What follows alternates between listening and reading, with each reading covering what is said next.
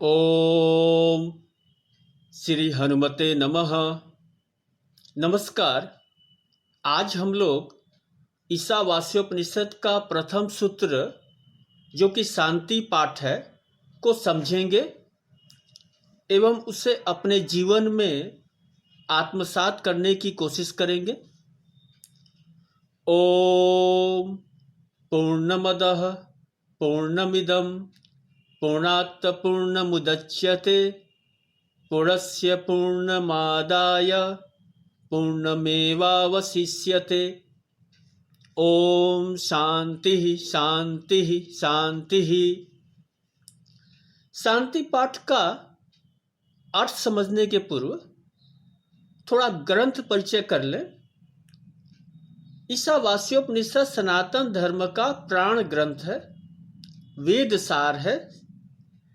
इसमें वैदिक चिंतन का सार तत्व है। सनातन धर्म में दो ऐसे ग्रंथ हैं जिन्हें हम धर्मसार कहते हैं, कह सकते हैं।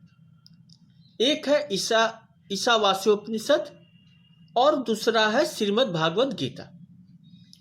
और अद्भुत संयोग देखिए कि दोनों 18 संख्या पर पूर्ण होते हैं। ईशावास्योपनिषद में कुल 18 सूत्र हैं और भागवत गीता में 18 अध्याय। गीता की सारी शिक्षा पर अगर हम दृष्टिपात करें तो बार बार यही बोध होता है कि कर्म का त्याग मत करो, कर्म फलों का त्याग करो। ईशा उपनिषद भी अपने सूत्रों में, विशेषकर अंतिम सूत्र में, यही संदेश देता है कि एन योधि, मेरे कर्म सम्यक हो और जो पाप हो उसे दूर कीजिए। कुछ कर्म तो हमें करने हैं और कुछ का त्याग करना है। यही केंद्रीय भाव है हमारे दोनों पावन ग्रंथों का। तो इन सब बातों की चर्चा हम लोग संदर्भ विशेष में व्यापक रूप से करेंगे। आज एक बात पर ध्यान दें कि मैं बोल रहा हूं, आप सुन रहे हैं, पर जब तक हम दोनों के अंदर क्रियात्मक रूप से कोई परिवर्तन नहीं होगा, कोई बदलाव नहीं होगा, तो बोलना और सुनना दोनों व्यर्थ है। हमारे धर्म ग्रंथ हमारे अंदर परिवर्तन चाहते हैं। वाणी की सत्यता तो बड़ी छोटी बात हुई, विचारों की सत्यता चाहते हैं, आचरण की शुद्धता चाहते हैं, कर्मों की सत्यता चाहते हैं।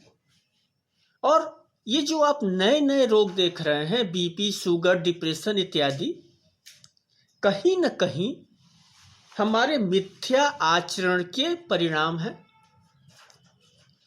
तो आप एकांत में अगर इसे सोचेंगे, इन सब बातों को, तो एक सिरा आप जरूर पकड़ लेंगे। आज हम लोग बात ईशावास्योपनिषद की ही करें। ईशा उपनिषद शुक्ल यजुर्वेद का 40वां अध्याय है। प्रथम 39 अध्यायों में कर्मकांड की चर्चा है और अंतिम अध्याय उपनिषद है। यजुर्वेद की दो प्रधान शाखाएं हैं, कृष्ण यजुर्वेद और शुक्ल यजुर्वेद। कृष्ण यजुर्वेद में मंत्रों के अतिरिक्त भी बहुत कुछ है, जैसे मंत्रों का विनियोग इत्यादि इत्यादि, परंतु शुक्ल यजुर्वेद में सिर्फ मंत्र है, इसीलिए इसका नाम शुक्ल यानी शुद्ध पड़ा। ईशावास्योपनिषद नामकरण के पीछे की कहानी यह है कि ईशा उपनिषद के प्रथम मंत्र में यह शब्द आया, ईशवास्मिदम। इसका अर्थ हुआ शासक, गुरु, स्वामी।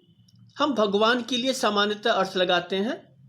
तो इस वास्यमिदम यानी ईश वास्यम इदम। इदम का अर्थ आप जानते हैं, यह। उपनिषद में यह शब्द जब जब आया है तो दृश्यमान जगत के लिए आया है, यानी यह जो जगत दिखाई दे रहा है वह ईश्वर से व्याप्त है, ईशवास्यम। इस जगत में उसका वास है, पर वह स्वयं छिपा है। यह आवास तो है, वह सर्वव्यापी सर्वसमर्थ है, लेकिन सूक्ष्म रूप से मौजूद है। और शांति पाठ का मूल संदेश यही है। ओम पूर्णमदः पूर्णमिदं पूर्णात् पूर्णमुदच्यते पूर्णस्य पूर्णमादाय पूर्णमेवावशिष्यते। ओम का अर्थ हुआ परम सत्य, परब्रह्म, सच्चिदानंद घन स्वरूप। यहाँ दो शब्द पर ध्यान दीजिए, पूर्णमदः पूर्णमिदं। पूर्णमदः यानी अदः पूर्णम, वह पूर्ण है। पूर्णमिदं यानी इदम पूर्णम, यह भी पूर्ण है। तो वह ब्रह्म पूर्ण है, यह दृश्य जगत भी पूर्ण है, कहीं कोई अपूर्णता नहीं है। आप सोच रहे होंगे कि वह परम सत्य पूर्ण होगा, देखा नहीं तो चलो मान लेते हैं, पर यह जगत तो रोज देख रहे हैं, यह भी पूर्ण है, कहीं कोई कमी नहीं। तो फिर इतना सुख दुख शोक कैसे दिखाई दे रहा है, इतनी अव्यवस्था क्यों दिखती है? जब कहीं कोई कमी नहीं तो सब ठीक होना चाहिए। तो एक बोध कथा है, दो मित्र एक साथ बैठे और उन्होंने सोचा कि आज हम परमात्मा की गलती निकालते हैं, एक सूची बनाते हैं कि इस सृष्टि को बनाने में सृष्टिकर्ता ने क्या क्या भूल की। दोनों सुबह सुबह पेन डायरी लेकर निकले। पहले एक मिट्टी के घर के ऊपर बड़ा सा कुम्हड़ा देखा, पौधे की टहनी एकदम पतली। दोनों ने सोचा कि यह ईश्वर की भूल है, कुम्हड़े जैसे फल के लिए उसका बोझ उठाने के लिए पौधे को कम से कम वृक्ष बनाना चाहिए था। तो उन्होंने लिख लिया। फिर आगे बढ़े तो आम का वृक्ष मिला, रसीले आम पके हुए थे, भूख लगी थी, दोनों मित्रों ने खा भी लिया और पेड़ के नीचे उसकी छाया में विश्राम करने लगे। तभी ख्याल आया कि यह भी ईश्वर की गलती है, इतना बड़ा मजबूत वृक्ष आम का और फल भगवान ने दिए इतने छोटे से, एक दो खा लो तो भी पता नहीं चलता है, यहाँ तो कोई कुम्हड़ा टाइप का फल होना चाहिए था। तो कागज पर एक मित्र ये दूसरी गलती जो अभी अभी पकड़ में आई थी लिखने लगा। तभी हवा के एक ऐसा झोंका आया कि एक आम का फल गिरकर उसकी नाक से टकराया। नाक वैसे भी संवेदनशील नरम अंग दर्द से करा उठा और पेन डायरी समेट कर दूसरे मित्र से बोला, चलो अब लौटें। ईश्वर की कोई गलती नहीं, बड़ी समझदारी से सब कुछ दिया है। अगर नाक पर आज कुम्हड़ा गिरा होता तो हम ईश्वर दोष देखने लायक भी नहीं बचे रहते। तो उपनिषद का ऋषि उद्घोष करता है, पूर्णमदः पूर्णमिदं, वह ब्रह्म भी पूर्ण है, यह जगत भी पूर्ण है, कहीं कोई कमी नहीं है। और इसके पीछे कारण यह है कि पूर्णात् पूर्णमुदच्यते, पूर्ण से पूर्ण ही उत्पन्न होता है। आगे ऋषि कहता है, पूर्णस्य पूर्णमादाय पूर्णमेवावशिष्यते, वापस उस पूर्ण से पूर्ण निकाल लेने पर शेष पूर्ण ही बचता है। अब ऋषि वाणी बड़ी पहेली सी लगती है कि पूर्ण से पूर्ण उत्पन्न हुआ, फिर पूर्ण ही शेष बचा और अंत में यानी प्रलय काल में पूर्ण में लीन हो जाता है, तो फिर पूर्ण ही बचा रहता है। अब ये बातें बड़ी अव्यवहारिक अवैज्ञानिक लगती हैं, गणित सिद्धांतों के खिलाफ लगती हैं। जब हम भौतिक जगत देखते हैं तो ऐसा नहीं दिखता। 10 रुपए से 10 रुपए निकल जाए और कहें कि दोनों के पास अब 10-10 रुपए हो गए, फिर 10 रुपए वापस उस 10 रुपए में लीन हो जाए तो कहें कि अब बस 10 ही बचा। अतर्कपूर्ण रहस्यमयी बातें दिखती हैं। देखिए, मैंने पहले भी कहा था, उपनिषद की यात्रा अज्ञात से अज्ञेय की है, यानी शुरुआत वहां से होती है जिसको हम नहीं जानते और समाप्त होती है अज्ञेय पर जिसको जाना नहीं जा सकता। हाँ, अज्ञेय से हमारा सामना हो सकता है, हम महसूस कर सकते हैं, हम व्यक्त भले न कर पाए। इस सूत्र को समझने के लिए हमें अपने प्रचलित यंत्रों को छोड़ना पड़ेगा, अपने प्रचलित जो जानकारी है उसको छोड़ना पड़ेगा। गणित से इस सूत्र को हम नहीं समझ सकते। गुण सूत्रों के आधार पर हम भले कुछ पा जाए। एक छोटा सा संस्मरण सुना दूं जो कि इस अर्थ को समझने में आपकी मदद करेगा। श्री दिनेश चंद्र त्रिपाठी मेरे चाचा हैं, मेरे अभिभावक समतुल्य हैं। सेवानिवृत्त हो कई वर्षों से काशीवास कर रहे हैं। आज से करीब 20-25 दिन पहले उनका एक व्हाट्सएप मैसेज आया जो किसी अन्य मैसेज का फॉरवर्ड अग्रेसित था।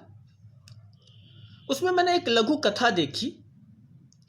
एक लड़के ने गुरु से प्रश्न किया कि क्या भगवान हमारे द्वारा चढ़ाया भोग खाते हैं, और यदि हाँ तो वस्तु समाप्त क्यों नहीं होती, और यदि नहीं खाते हैं तो फिर भोग लगाने से फायदा। गुरु ने तत्काल कोई उत्तर नहीं दिया। उस दिन पाठ के अंत में एक श्लोक पढ़ाया, पूर्णमदः पूर्णमिदं पूर्णात् पूर्णमुदच्यते पूर्णस्य पूर्णमादाय पूर्णमेवावशिष्यते। शिष्यों से कहा कि पुस्तक देखकर श्लोक कंठस्थ कर लो। 1 घंटे बाद सभी शिष्यों ने पूरा श्लोक शुद्ध का शुद्ध सुना दिया, लेकिन फिर भी गुरु सिर नहीं में हिलाते रहे। तो शिष्यों ने कहा कि महाराज आप पुस्तक देख लें, श्लोक बिल्कुल शुद्ध है। गुरु ने पुस्तक दिखाते हुए कहा कि श्लोक तो पुस्तक में ही है, उसमें कोई कमी नहीं आई, तुम्हें याद कैसे हो गया। शिष्य कुछ बोल नहीं पाए। फिर गुरु ने समझाया कि देखो, श्लोक स्थूल रूप से पुस्तक में है और सूक्ष्म रूप से तुम्हारे अंदर प्रवेश कर गया। अब वह पुस्तक में भी श्लोक है और तुम्हारे अंदर भी है। स्थूल रूप से पुस्तक में कहीं कोई कमी नहीं आई। इसी प्रकार परमात्मा सूक्ष्म रूप से प्रसाद ग्रहण करते हैं, स्थूल रूप से वस्तु में कोई कमी नहीं आती। सच माने यह दृष्टांत काफी मदद करेगा हमारी। एक और उदाहरण लें, प्रेम और करुणा का। क्या प्रेम करुणा बांटने से कम हो जाता है? क्या जितना दे देते हैं उतना ही बचा नहीं रहता? हम बातें देखिए ईश्वर की कर रहे हैं जो अनंत है। यह अस्तित्व, यह विराट अस्तित्व उसी का हिस्सा है, उसी का रूप है। उस पूर्ण से यह पूर्ण निकला है, यानी अज्ञात से ज्ञात निकला, अदृश्य से दृश्य निकला, अव्यक्त से व्यक्त हुआ, पर मूल बीज वो है, वही है, और हम उसके फल फूल बीज हैं। हम अपनी जगह हम भी पूर्ण हैं, सृष्टि चक्र में हम भी भाग तो ले ही रहे हैं। और अहम ब्रह्मास्मि का जो सिद्धांत है वो यहीं से जन्म लेता है। तो आज अब और समय नहीं बचा, इस आनंद यात्रा को यहीं विराम देते हैं। अगले एपिसोड में इसी शांति पाठ पर लौटेंगे और गहराई में जाकर अर्थ को ग्रहण करेंगे तथा हम ये देखेंगे, सुनिश्चित करेंगे कि इन सूत्रों का हम अपने व्यवहारिक जीवन में, अपने सामान्य जीवन में कैसे उपयोग कर सकते हैं। नमस्कार।